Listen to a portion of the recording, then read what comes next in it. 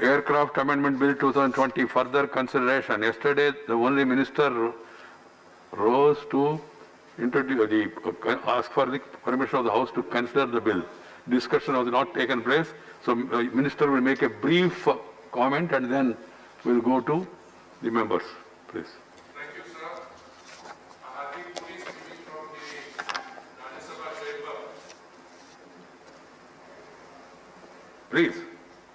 Sir, civil aviation has been a critical driver of economic growth in India. We have recorded exceptional growth in the last 5 years. The compound annual growth rate in terms of passenger throughput in the 5-year period between 2008-9 and 2013-14 was 9%. This has increased to 12.4% between 2014-15 and 2019 and 20. Cargo throughput has increased to double-digit growth of 10% during this period. Please. In 2019 and 2020 alone, our airports handled a staggering number of 341 million passengers.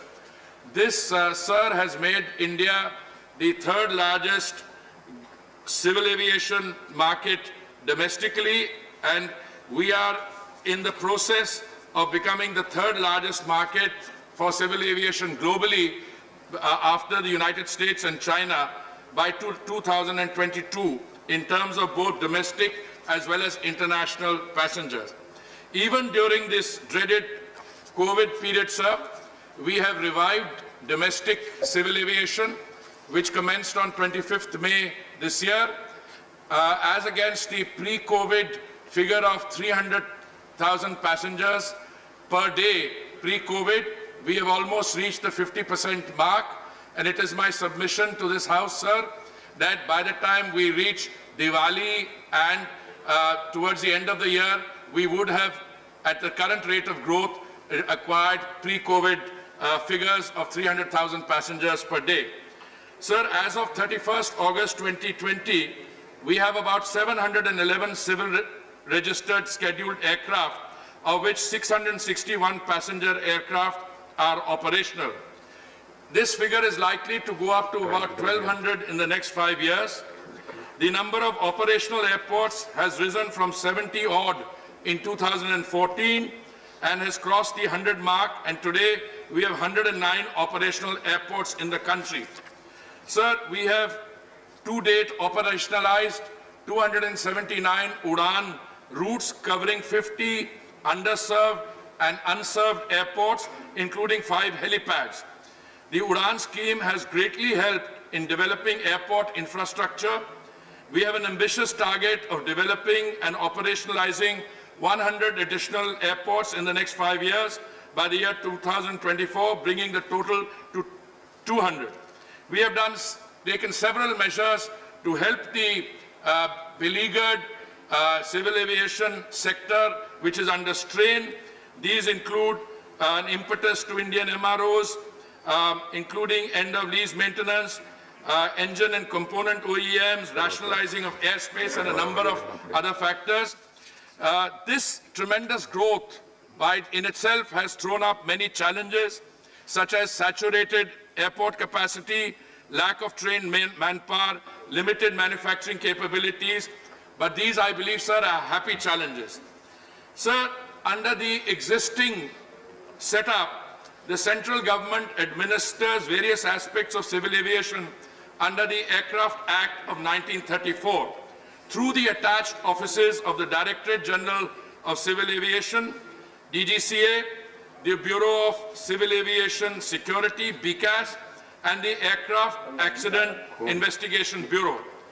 These attached offices of DGCA, BCAS, and AAIB have been constituted under executive powers of the government, and their administrative duties and day-to-day functioning are governed by the government rules. Sir, during audits carried out by the International Civil Aviation Organization, ICAO, starting in the year before and around 2012, the audit pointed out that the Universal Safety Oversight Audit Program and Universal Security Audit Program in 2012 and 2015 indicated the need to give statutory recognition to these three agencies. And sir, this is what this bill passed by the Lok Sabha on 17th March 2020 proposes to do. I will now, sir, just in a nutshell, outline to the honourable members the changes that are proposed to be introduced. It is proposed to insert... Very brief. Very briefly, sir. It is proposed to insert new definitions defining the three regulatory bodies as outlined, DGCA, BCAS, and the Aircraft Accident Investigation Bureau. They will be provided statutory recognition to these three bodies. We propose to insert new sections 4A, B, C, D in place of 4A to give precise effect to this and to give under section 5 of the Act power of superintendence to the government over these bodies. I will confine myself to these comments and also point out that the provisions also include raising some of the amounts. For instance, the existing penalties for violation under the Act were considered not adequate, and there has been a need felt to revise these. It is proposed to increase the existing penalties from up to rupees 10 lakhs to 1 crore. The last revision of the amount of penalty was in the year 2007 from 1 and 2,000 to 10 lakhs. No changes proposed in terms of imprisonment, which is up to 2 years in most cases and 3 years in one case for such violation. It is proposed to provide that the central government may appoint a designated officer at Deputy Secretary level for judging financial penalties.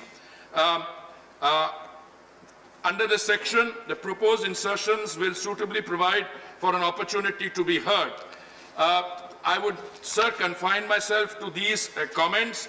And as I said, Honourable Sir, that Chairman, that the operative thrust of the bill is to provide a statutory basis to these three important agencies which govern the conduct of civil aviation, and this is necessary as we move forward with an exponential growth in civil aviation.